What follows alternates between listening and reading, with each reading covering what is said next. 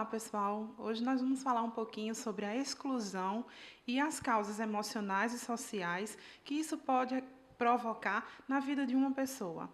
Quando nós falamos em exclusão social, a gente geralmente percebe ou entende que isso só pode acontecer através da sociedade ou do meio. Mas muitas vezes, e por incrível que pareça, também acontece na nossa própria família. Ou, o que ainda é pior, através dos nossos pais. Como é o caso, por exemplo, quando uma criança ou um adolescente começa a demonstrar um comportamento diferenciado, quando um adolescente entende e começa a perceber a sua sexualidade.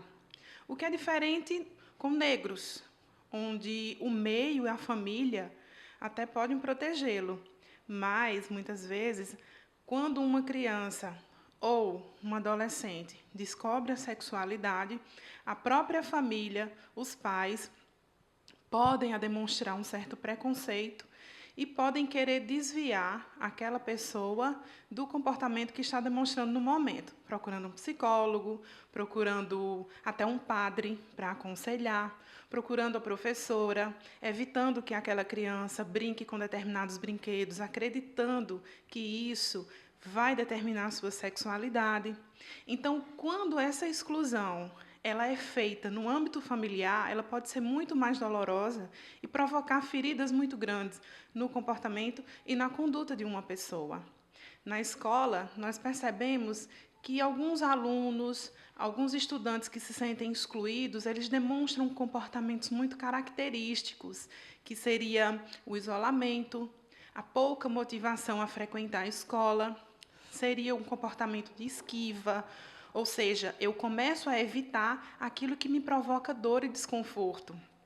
E muitas vezes eu não consigo dizer, eu não consigo identificar por quê. Porque eu não entendo as minhas emoções e eu também posso até não entender por que eu estou sendo discriminada. Então, não só pela orientação sexual que discriminamos alguém, mas pela sua etnia, pela religião ou pela falta ou ausência de uma religião. Nós podemos discriminar alguém pela questão corporal, a estética corporal. E um exemplo muito simples, se você for conhecer alguém e tiver a escolha entre duas pessoas, e eu disser, você quer conhecer aquela pessoa loira, de olho azul, alta, magra, ou você gostaria de conhecer uma pessoa baixinha, gordinha, negra, que não tem uma situação financeira ainda bem definida? Provavelmente, a primeira resposta poderia ser, óbvio, a loira, de olho azul. Se você pensar bem, se for uma resposta mais racional, isso pode até mudar, mas a resposta emocional vai tender a ser a primeira. Então, isso mostra que o preconceito ele ainda está muito enraizado no nosso interior, ele ainda é muito social. E ele pode passar a ser familiar, como já foi dito anteriormente. Então, algumas pessoas, quando se sentem excluídas, seja até mesmo no casamento, pelo seu marido, ou excluída pelos seus filhos, quando estão ficando velhas, elas podem apresentar esse desconforto emocional e algumas, quando têm um emocional mais frágil, podem chegar até ao suicídio. Nós vemos na nossa sociedade, na nossa cidade, pessoas que se matam.